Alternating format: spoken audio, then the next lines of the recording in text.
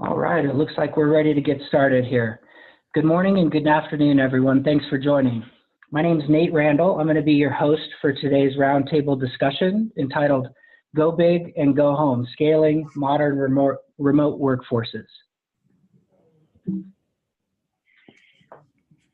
I'm excited to have some great folks joining me today. We'll do those introductions here in a minute, but first I wanted to go over our agenda, a little bit of what we're going to talk about today, and hope to get a little bit of discourse and agreement and maybe some disagreement going on between the panelists and myself. So today we're going to talk about remote workforces and how you can set up for success. What are the sort of best practices for training and onboarding? Communication, one of the biggest issues with remote workers. How do you keep people informed? How do you keep their managers informed? What are some of the tools for engagement? Key trends, let's look a little bit at what other companies are doing, some of the challenges they are facing. Also, we're going to talk a little bit about culture and connection, how to grow and maintain a culture with a disconnected workforce such as this. Also, anything else that might come up during the discussion, I'm sure it'll take its own life. A bit of housekeeping here. Since this is all about community and community building, we're hoping that this will be an interactive discussion. So please make sure and use that Q&A function throughout the presentation. We'll get to as many questions as we can. We've got some great content here, but we want to make sure that we're answering all of your burning questions as a top priority. Another small piece here, the panelists don't know the questions. It's sometimes better that way, I feel. So that should be pretty exciting, and we're hoping to get some healthy disagreement or at least a little bit of context and conversation going on. Also, we'll provide a copy of the presentation along with the SHRM code for those of you looking for that in a follow-up. So without further ado, I thought we'd do some quick introductions here. We've got some great personalities for our discussion today. Maybe we'll start with Elisa Avalar. She's Global Director of People at Toptal. Elisa, maybe give us a little context. Tell us a little about yourself as well as Toptal, just for folks who may not know what Toptal is and what you guys do. Absolutely. And again, thanks for inviting me here, Nate. I'm really excited to share about remote work and scaling. But my HR started about 15 years ago, but I've been working remote for the last 10 years and working with a distributed workforce anywhere in higher education, transportation, telecommunications.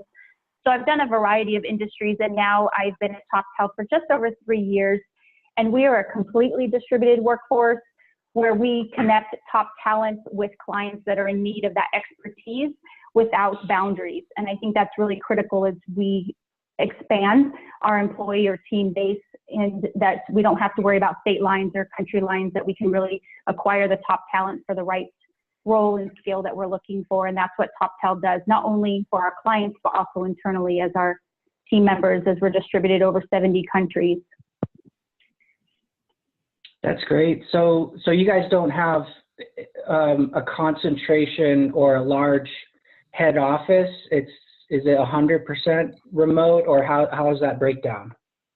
We are 100% distributed. We have never had a physical brick and mortar office where people have gone to do their work. So we all work where we want to work, so usually from home. But that does bring up the digital nomad life, where people may want to travel a little bit more with Wi-Fi and being able to work where they may find it best to work, whether it's traveling or maybe it's home with their family. Great. Well, that's I think it's important that you're on this panel. You sound like the perfect person to sort of pick your brain. Alistair Shepherd-Cross is also with us. He's the president of a company called Teamit. Alistair, I've learned a little bit about Teamit over the last couple of years, but maybe you could tell us a little bit about what Teamit is, why you're involved, why you formed it, and anything else you want to add. Absolutely.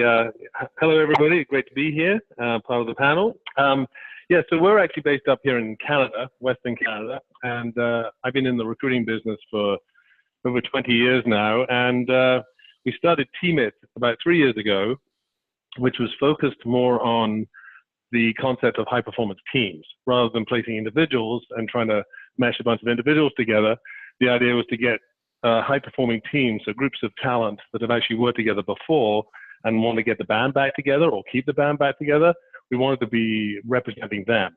And so over the last 3 years, we've helped a lot of companies, particularly out of the western seaboard of the United States, access top talent in the form of pre-existing teams. And they all work remotely up here in Canada. And the great thing about teams is it takes a lot of the guesswork out of hiring. They already know each other. You know, remote work has its challenges. So bringing talent together that already knows one another, you know, they've self-organized themselves into roles and responsibilities that they have within the team. It takes a lot of the risk out of the hiring process. And now we're actually sort of going one step further. And we're actually now starting to map entire geozones. So let's say Calgary or Vancouver would be a good example, and visualizing how these communities have organized themselves into high-performing teams over the years, so that companies that are considering looking at new talent pools can actually access that information and see how the community is connected and how people have actually worked together before in the past. And we think for remote work, that is a key component, not having everybody completely distributed from one another, but actually co-located in certain geozones. So that's what we do. Great, awesome. Well, I'm really excited to have both of you here because you're both on the tip of the spear of this subject. For myself, my name is Nate Randall. I'm the founder and president of Ursa Major Consulting. Most recently, I had the pleasure and honor to run global benefits and employee experience for Tesla Motors during a little bit of a high growth period when we went from 900 employees to 13,000, expanded to 120 locations across the globe. So really exciting times. For me, for the last 4 years, I've been a remote worker. So lived the reality of transitioning from a very traditional in-person work environment to working from wherever I want, and the challenges and joys that come with that. So with that, I think we'll get started here. And just to kind of frame the discussion a little bit, Lumity has just finished an organizational design survey. One of the questions for the population of companies that filled this out was, what percentage of your workforce is remote? What I found fascinating is, with all of the news, negative or positive, around remote workers, this clearly shows that every company, pretty much 93% of companies, have at least some remote workers. So I think that's really interesting. Alistair, I think I know how you're going to answer this, but maybe not. With that press in recent years on companies pulling remote workers back, you know, you see a lot of statements sometimes in the news about, is it a true benefit or not? How does this data showing 93% of companies have some remote workers sort of square with that narrative in the press sometimes? What are your thoughts there? Well, I think you know, each case is it's an individual case by case basis. You know, my view is that you know, when people have a great resource and they want to work remotely, they will pretty much do whatever it takes to make sure that happens. And so, you know, really valued employees, you know, will have that ability to have flexibility on their working arrangements, as they should. And, you know, very often I think it's not necessarily the fault of the individual, but maybe it's the blame, if you want to say that, might lay with the company itself, the way it rolled out the process in the first place. So, you know, I think sometimes people have issue with people working remotely. It's hard to know if they're actually working. Maybe it's like old style kind of work mentality. And in very many cases, I think it's actually the insecurities of the managers themselves, and maybe they haven't actually set up the process accurately in the first place. So there's so many different components that can lead to inefficiencies in work. I mean, one thing I would say is that when you have a company where you've hired everybody with the idea that they're working in a central location, and then you suddenly bring in a sort of a remote working policy, which is rolled out across an organization, there's a lot of people that might not have been hired with that in mind initially. So they aren't really set up for it. And they also aren't necessarily the right personalities to fully engage in it. So, you know, my view is that companies, when they start building their organization, should think remote right from the get-go, because then at least they're bringing people on that are wired with that kind of mindset in the first place, and the best practices and processes are already set up from day one. So anyway, I mean, there's many different components to it, but that would be kind of my assessment. Yeah, that's great. And I think a few of those points I want to dive into a little bit more deeply here. This is another sort of slide from that organizational design survey at Lumity, and I think this just, you know, helps frame the conversation a little bit, that this is how people feel about it. What sort of things are going to happen with organizations over the next 5 years? You can see a very small percentage believe that remote workforces will decrease. A large percentage says they'll increase. I also would say increasing shift to contractors maybe should be a part of that percentage as well, as we think about contractors, gig economy, all of that sort of stuff. So Elisa, you know, you guys are 100% distributed. Again, probably not a surprise here, but contractors in the gig economy, are they different than remote workers? How are the differences there? What are we talking about when we're really talking about remote workforces or contractors or gig economy, or is it all the same? It could be lumped in the same, but it's actually not. So if you're talking about the gig economy and contractors, legally that's a separate type of worker than if you're talking about your employee base who may be working remote. You know, when we think about the gig economy, people are really starting to hire people based on projects or a very short term and may not have long-term situations in need. And that's where there is a piece where Toptal does fit that for our clients, where there is the gig economy piece. But on my side of the fence, where I sit on HR, is that I'm working with actual team members of the organization that are supporting the business. And so that's where that workforce is distributed. But I have to agree with Alistair, it has to be from the mindset from the beginning of an organization to actually make it work. It's a mindset of somebody being able to work remote or not work remote, because it's not for everybody. Some people need that interaction. I'm a people person, but I love working remote. So there's a difference between employees and then the gig economy, but there is an intertwining of what's happening right now, just based on what's going on in the global economy, but also what's going across with work, and the unemployment rates are low in some areas. And so there's a pool to pull talent. I may be in a small town in Arkansas, and my talent, that the skill I need, may be sitting in Reno, Nevada.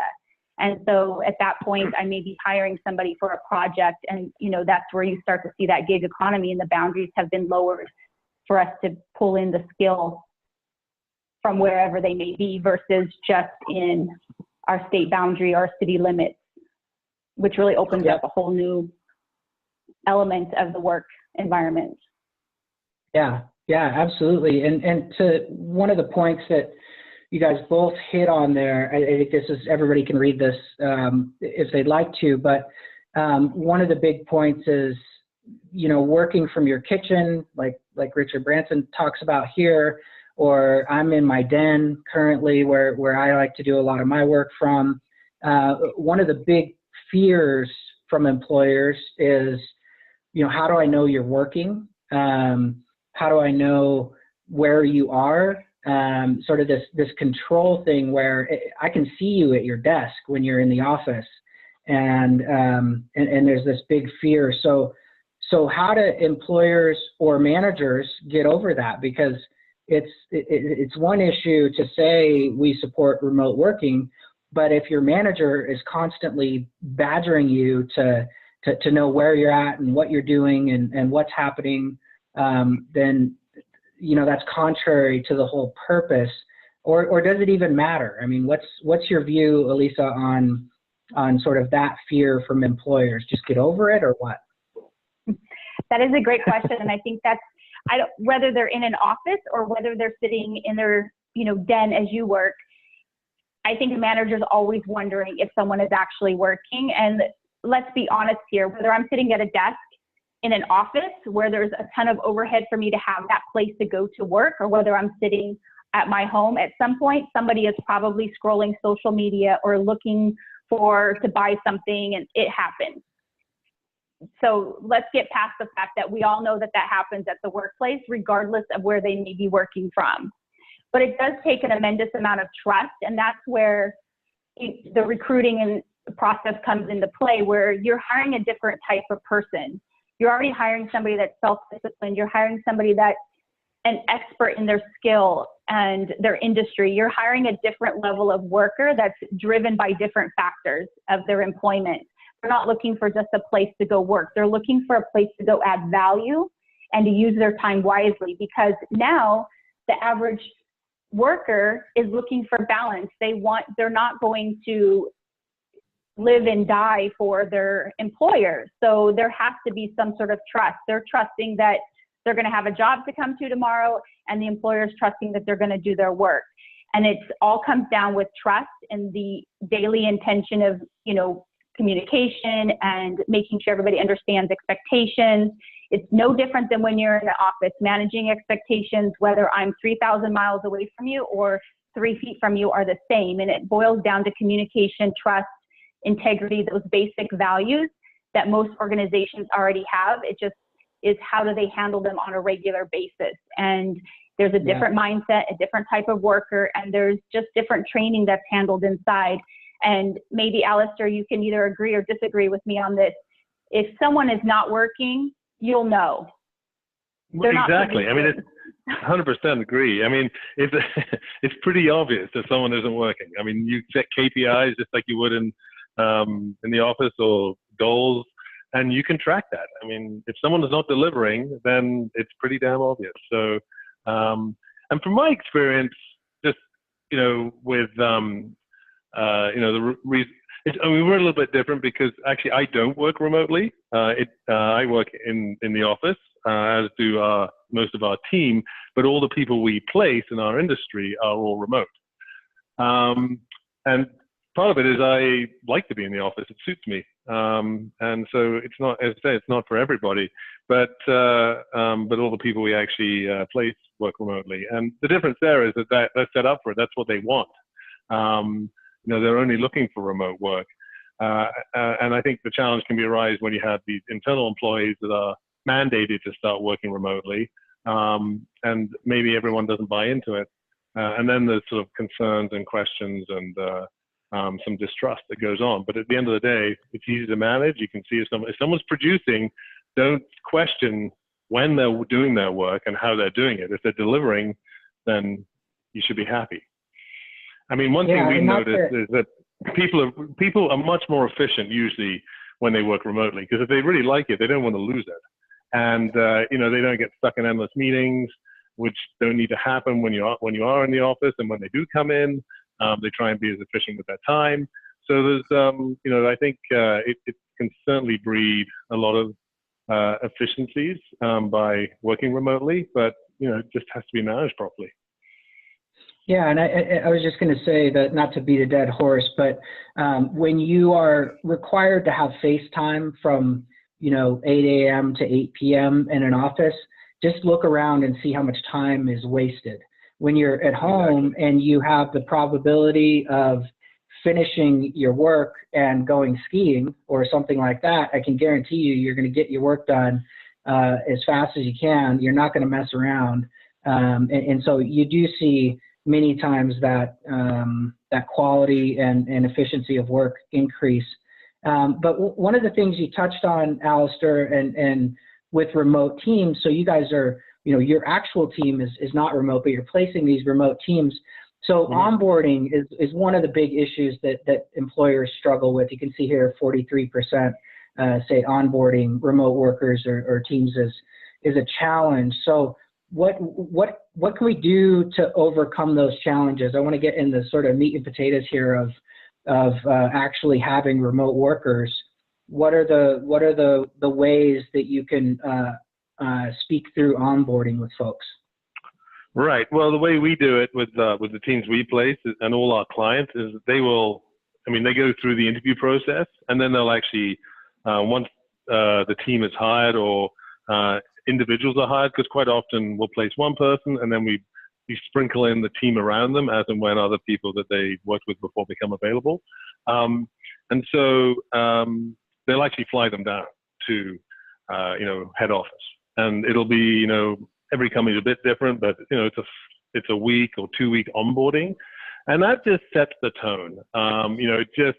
There's nothing like FaceTime, actual FaceTime, not video conferencing FaceTime, but actual FaceTime. They get to meet people. There's that show of commitment.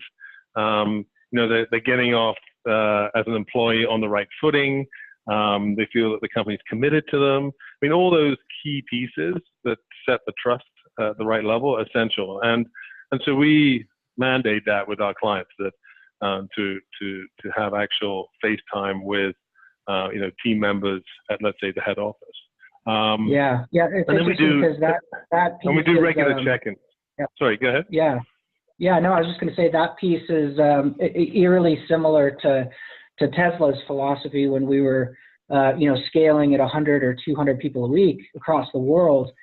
They all would come into the head office for an onboarding or an indoctrination, however you want to say it. It didn't matter if you were a service person in Norway or the head of design in LA. Everybody came and met and heard sort of the philosophy and learned what mission they were going towards. Yeah, and it doesn't matter if it's a contractor or an employee. I mean, you're putting this high degree of trust in both. So, we don't really think one has more value than the other. So we think anyone that you hire remotely, they should have FaceTime with the people they're actually working for, head office.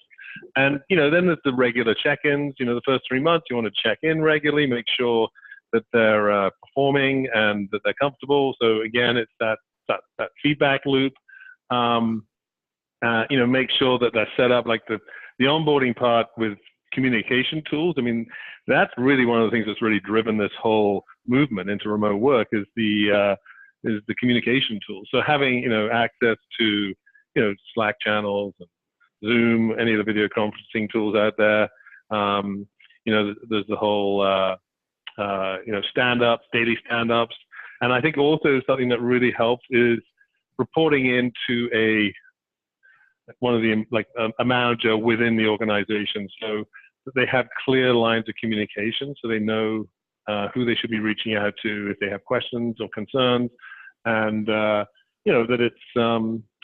it's laid out clearly, and there's some really good processes and best practices already set up. Yep. Yeah. So great I'd question actually like to counter that from the room. Yeah. So great question from the room about onboarding, 100% remote orgs or orgs that maybe are super distributed. Elisa, this is right up your alley. What are your learnings and best practices there?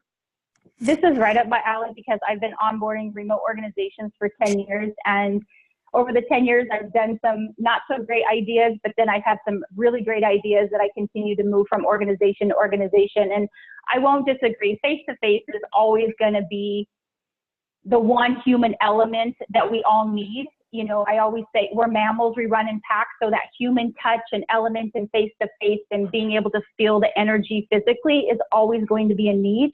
But there is definitely a way that you can recreate that remotely.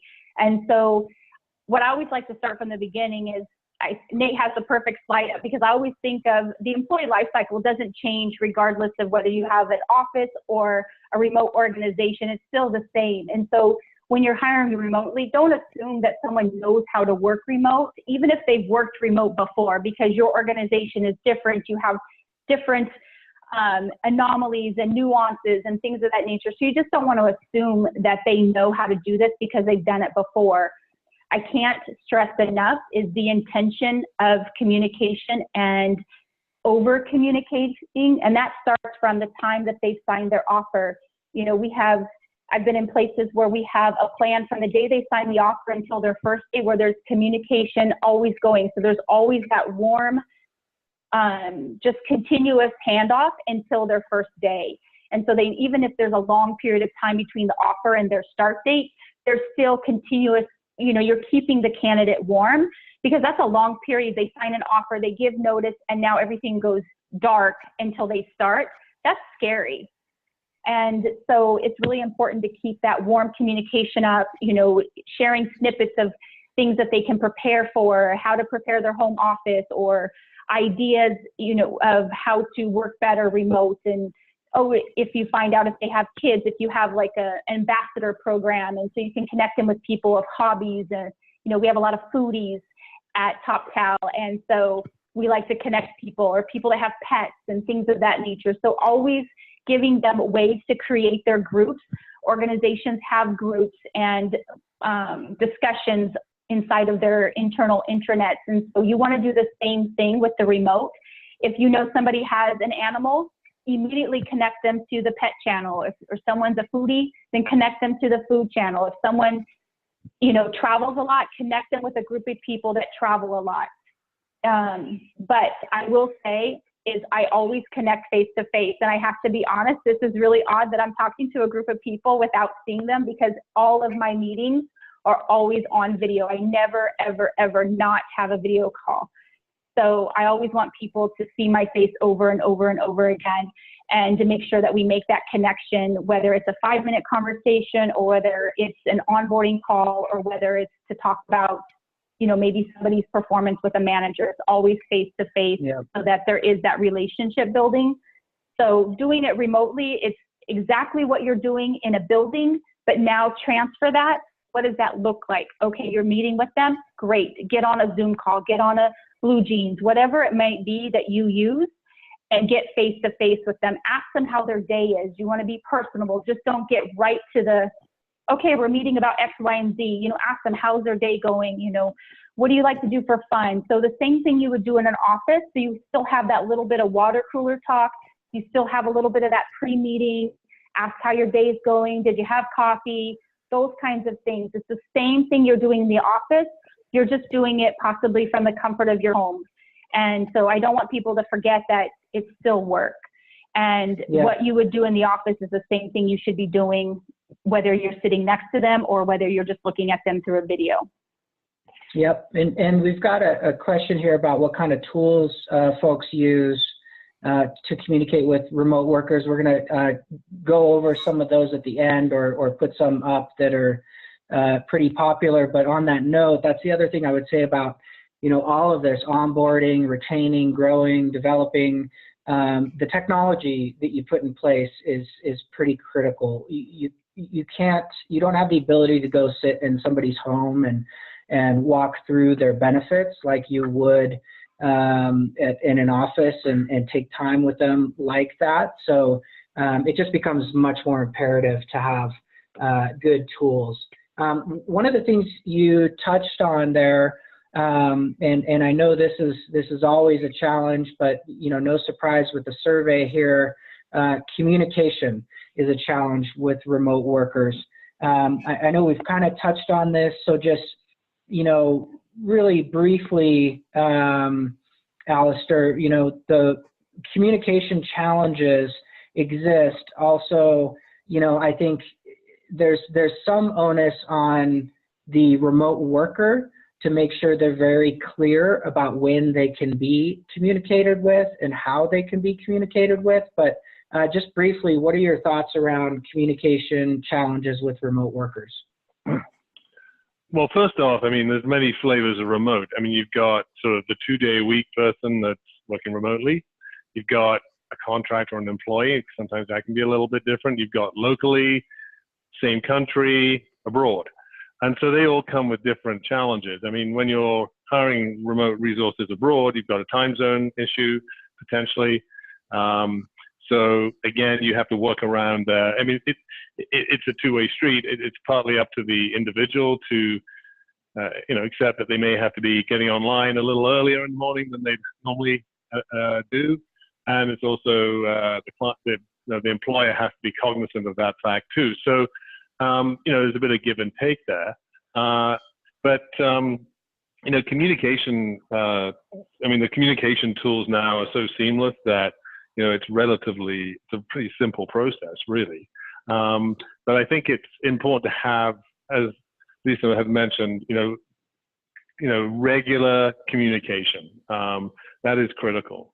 And I think it gets increasingly difficult when you have individuals scattered all over, the world, let's say, and so you're not concentrated in one particular geographic area. I mean, that's one thing that we've always focused on is, there's remote work can be challenging as it is. So, focus on a particular area and build remote talent pools in a particular geographic zone, because it's just, the economies of scale, it's a lot more efficient to be able to get everybody on the line at the same time. And it's a much more seamless process. So that's something that we've found works really well with all our clients, is that, finding these pods, these groups of talent in specific areas. But communication is absolutely number one for remote work. But I would say that would be the same for people in the office as well. There's a lot of poor communication that goes on with people that sit right next door to each other.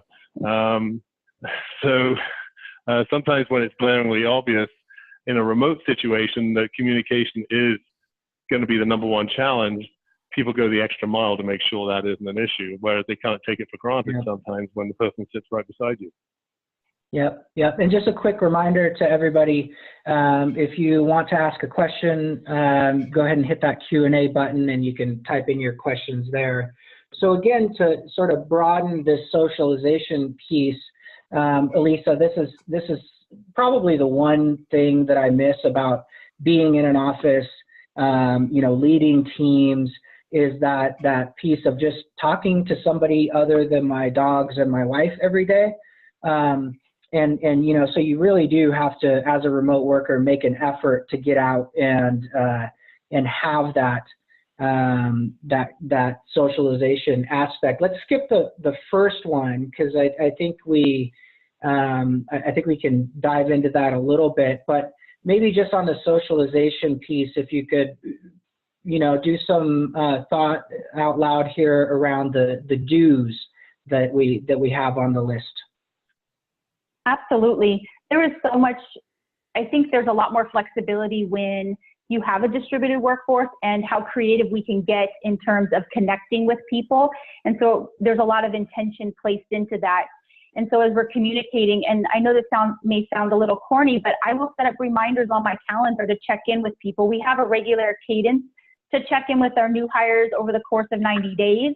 And we offer a really white glove service for that onboarding, because we know they're remote. And, as they get into the grind of their job, they may forget to look up and see people around them per se. And so we do have check-in points, and where there's co-working sessions where there's teams that may just jump on a Zoom call and they're all working, but they're all together. And you can create the same sort of camaraderie and collaboration and teamwork and synergy in just being able to be together, even via Zoom or whatever tool that you want to use for video conferencing, as you can being in the office. I have some of the best relationships with people I've never met. I would probably do more for somebody that I've worked with that lives in Croatia over the last 3 years than maybe my neighbor, because the relationship has built on the respect. There's been responsibility, there's been given back, and there's a ton of just collaboration and camaraderie and trust that goes into that relationship that you're willing to do more. And I think one of the things that when you're building a remote organization, very similar to organizations that have a strong synergy, is that people stay for the people, right? And so you want them to stay for the people, and people will stay in a remote organization, not just because they're working remote, but because they like to work with the people they work with. And so there's connections with their peers, lifestyle, traveling, They get to talk to people all over the world. I get to talk to people today. I will talk to people in 30 different countries. So I get to learn about culture and diversity, what they do, how do they do it. I've learned so much around what's going on in the world that you just wouldn't get even an inch of being in, you know, an office sitting here where I'm at in Miami. I just wouldn't get that. Yeah. And there's becomes a certain amount of humility and respect that comes with the fact that you get to learn about other cultures. So there's an intention to want to communicate. So that's why I always say over communicate, because if the intention is to communicate and to share, then it's going to be reciprocated. And that doesn't have to happen just from HR and onboarding. We've built that inside of our culture as an organization, is that everybody talks to everybody. One of the first things people will say is, everybody here is so friendly. And they welcome you with open arms. And it's because if you're in, you're in. And even if you were to leave the organization, you're always part of the organization. And so there's always that family feeling, even though we're distributed across 70 countries in every time zone. And yes, maybe I will have a 3 a.m. meeting with my people in Moscow, but that is the best meeting ever, because who else gets to do that? Yeah, and I think that's critical what you're talking about there. The other thing I think just that's really important to point out and make sure that you have some pretty good resources available for remote workers is this concept that, you know, I think until you are a remote worker, you don't really understand what it means, and there's definitely an adjustment period. Everybody I've talked to, there are countless LinkedIn articles of people who became independent consultants and have struggled with guilt around going to the cafe during the day, have struggled with arranging their days, and it is a big adjustment. Even though it sounds like it's great, it changes your life for the better if you get through the gauntlet. But I think it's really important to have a recognition that this person may be transitioning to remote for the first time. It might be their first remote job. It might be something they've always wanted to do, but they need more support. So just for myself, that's something I've seen. I got a great question here. Because you're in HR, Elisa, do remote workers complain or demand less? That is the great question. So for all my HR professionals on the phone, I have less problems with hundreds of people across the globe than I did with 50 people in an office. Yeah, that was my gut feeling that would be the answer, but I think it's an interesting question. So from an HR perspective, they're easier to deal with. We get to focus on the things that are important. Yep. So I wanted to talk about sort of growth with both of you guys. So Alistair, I think, you know, we've got some suggestions here that are really great, but you kind of touched on this idea of partially remote versus fully remote. There are also a lot of co-working schemes out there, so where, you know, there'll be one job function, but two people do it part-time from home potentially. The other thing I would throw out there is we have a massive talent pool of folks who can't go into an office for one reason or the other. Maybe they're a caretaker of a parent, maybe they're disabled, maybe they are caring for a young child, whatever it is. There is a massive workforce out there. So maybe talk to me a little bit about growth of these people as they're working partially remote, fully remote, and co-working and some of those things. Anything you want to add there? Yeah, I mean, remote comes in all shapes and forms. I mean, if someone's working one day every Monday a month, that's remote. I mean, so, you know, I think the growth in the co-working space has definitely been tied to remote workers, and they're certainly utilizing it. I mean, we do with our teams, same thing. We provide them space so they can come in for twice a month or 3 times a month, depending on what suits them. And, you know, there's internet cafes everywhere where people can come in, Starbucks, you name it. So, I think it's whatever fits with the individual. And going back to that socialization piece, as you say, it all sounds great, the idea of being able to, work in your pajamas or whatever and have that flexibility. But for some people, it can be challenging. And I've even talked to some individuals about them suffering from depression because of it. And so they've had to force themselves to actually get out into society and back out into, maybe come back downtown and mix and socialize with some of their friends, but then work from there as well. So there's many different, it takes many different forms. And, I think, it can be part-time, full-time. And as you said, I think it gives people so much more opportunity at the end of the day. I mean, someone that, if you're a new mother, for example, taking time off to be, looking after the child at home, suddenly being able to work remotely, that opens up a great deal of opportunity. If you're disabled or you've got sick, for some reason you can't get into the office, again, the fact you can still continue on with your job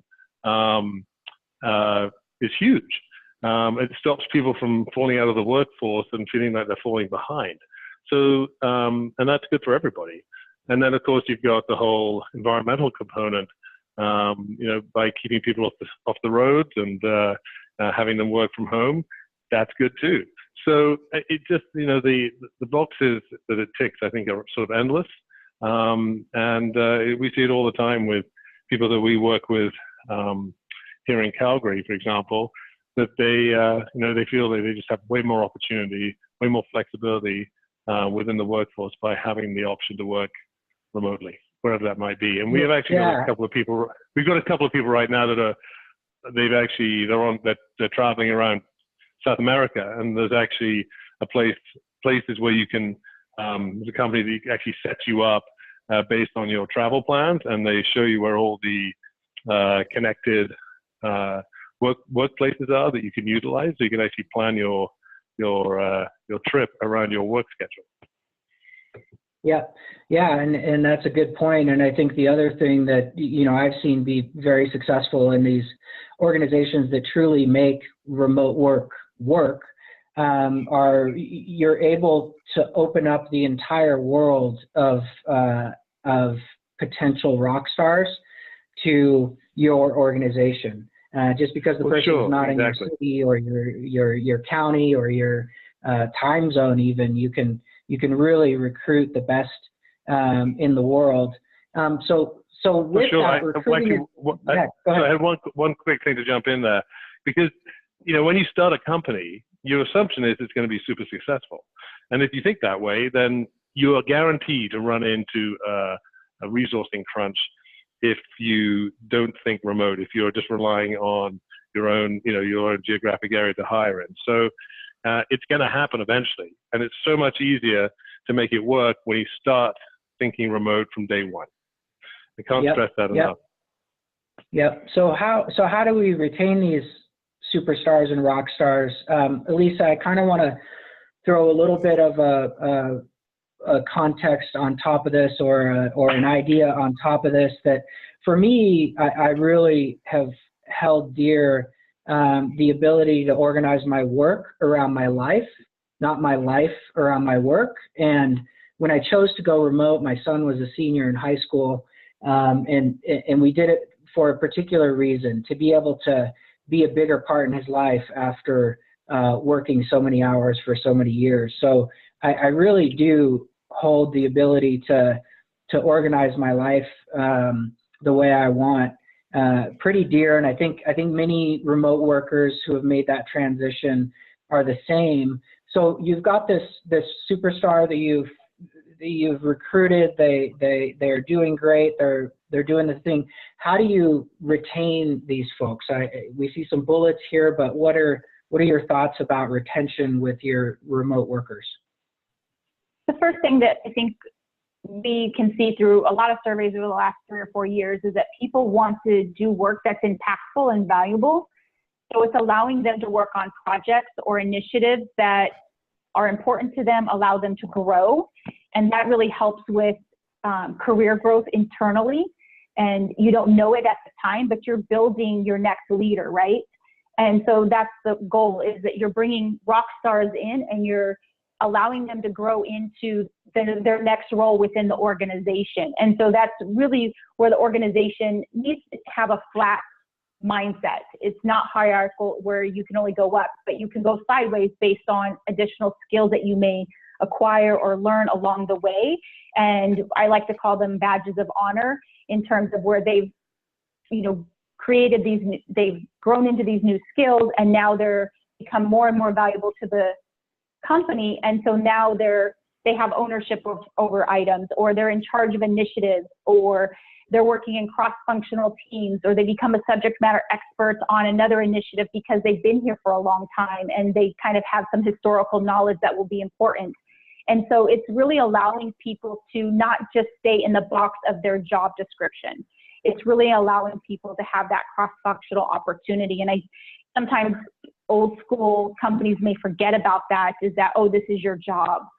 But that's not what really makes us tick at the end of the day. We want to grow and learn and know that we've made an impact and are valuable. So in taking care of your top performers is really taking care of everybody, is allowing people to grow into the role that they really should be in at the end of the day. So somebody that's coming in as your HR generalist, maybe they don't want to be an HR manager. Maybe they find out that they want to really be over as an HR analyst, or maybe they even want to go into project management. And as the company grows, there's other roles that they can be in, and allowing them to sit on those focus groups, or sitting on new guilds with a group of engineers or something of that nature, allows them to gain skills that only adds value to the organization. And so the organization is going to want to have an interest in retaining them. And so that's where the whole retention comes in. It's like, are we doing our job to do that, or are they doing that, or is the employer and the team member doing their job to do it? It's kind of a two-way street. They have to have that self-motivation to grow, but then the organization also has to be open to allow them to be a part of those things, even though it's not part of their job. And I don't want people to get caught, oh, that's not my job. Because at the end of the day, if that's not part, not my job, that's not how we grow and learn.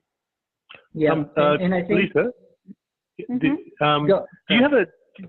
you think that sometimes remote workers, they may not always get the opportunities that others get, because maybe it's deemed that, well, they can't do that job, they've got to be in the office for this one, and that they do sometimes get held back, and that's I think, again, comes back to people not fully buying into it ultimately, and that can have a detrimental impact on retention, because sometimes it's hard as you move up the ladder, where there's more responsibility, more management of teams and resources, that may be viewed as being harder to do within as a remote worker, rather than someone who's actually based at a head office.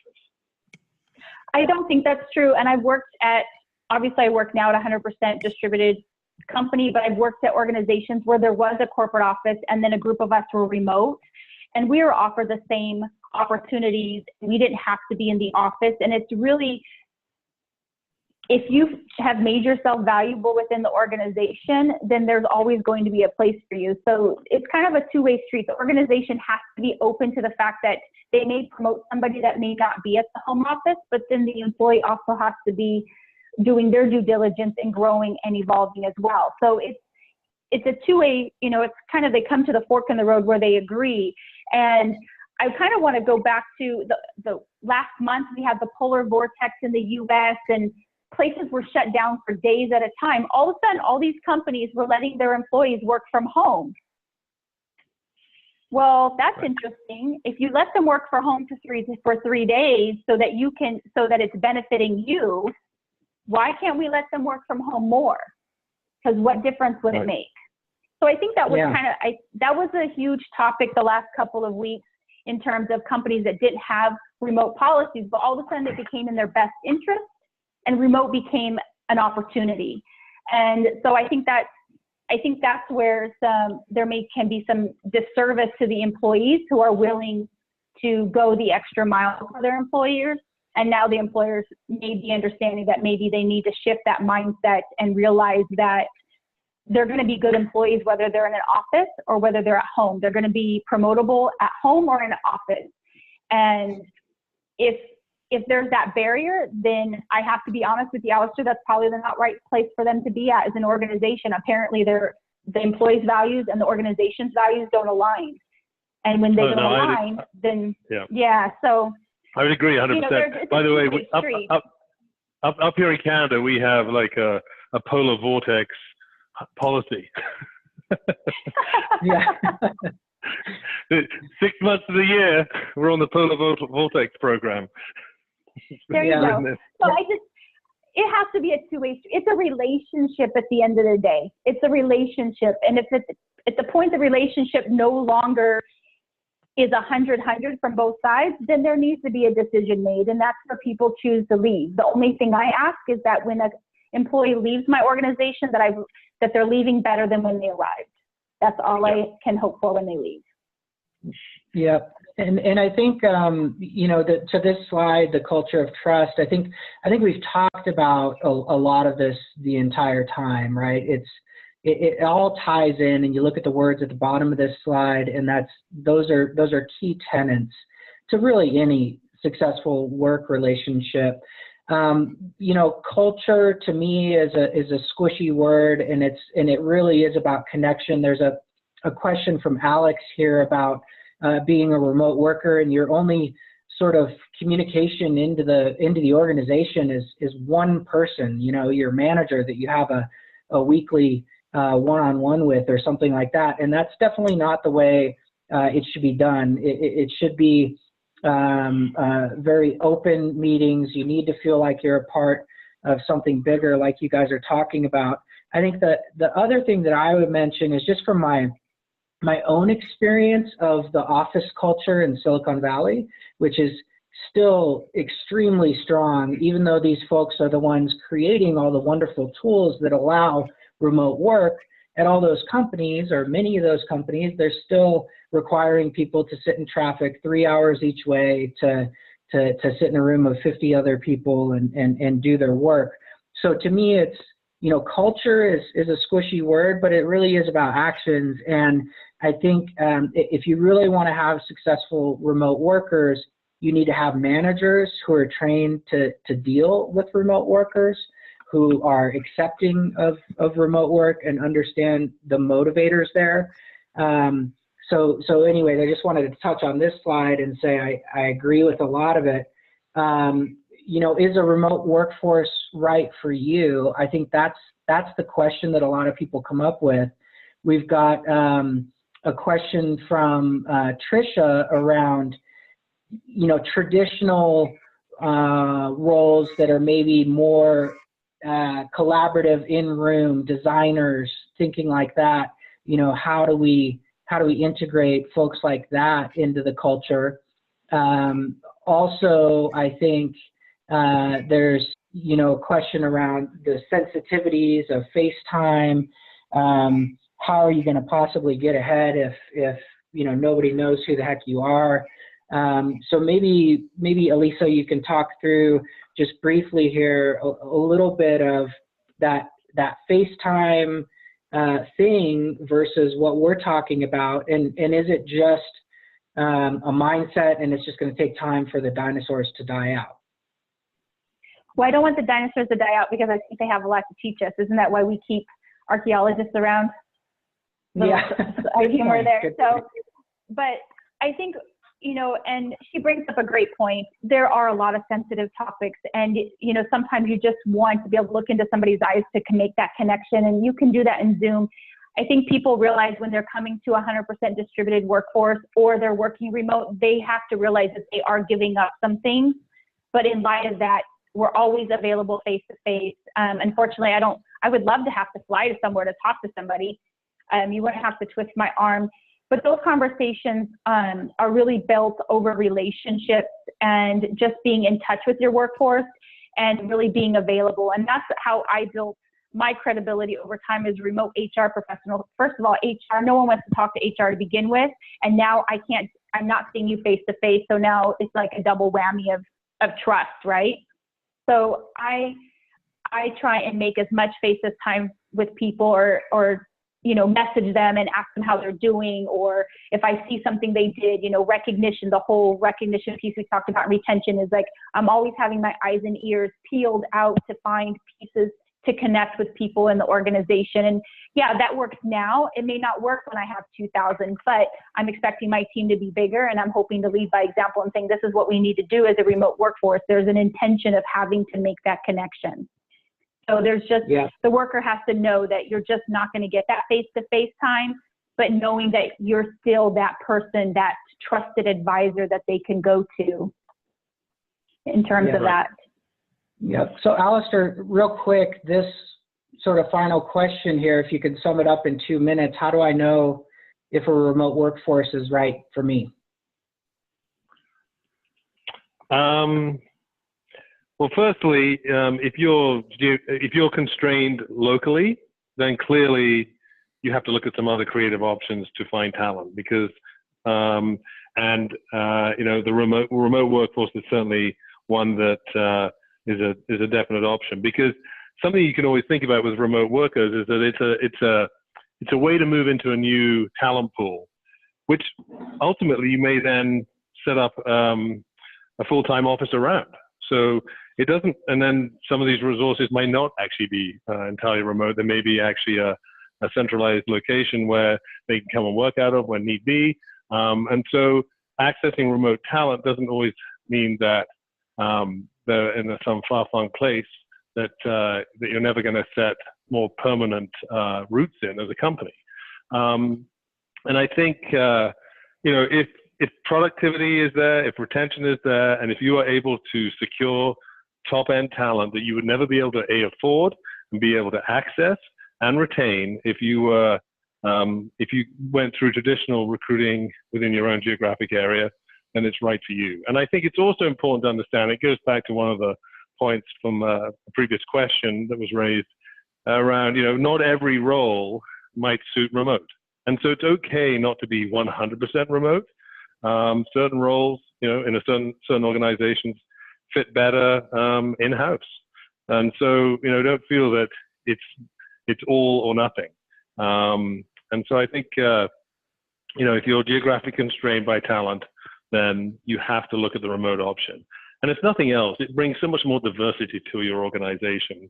And that's not just from a technology or ability standpoint, but it's also culture, you know, just, you know, hiring people from globally, and we touched on this earlier, brings so much more diversity to your organization that's sometimes hard to measure, that I think it has so many benefits moving forward.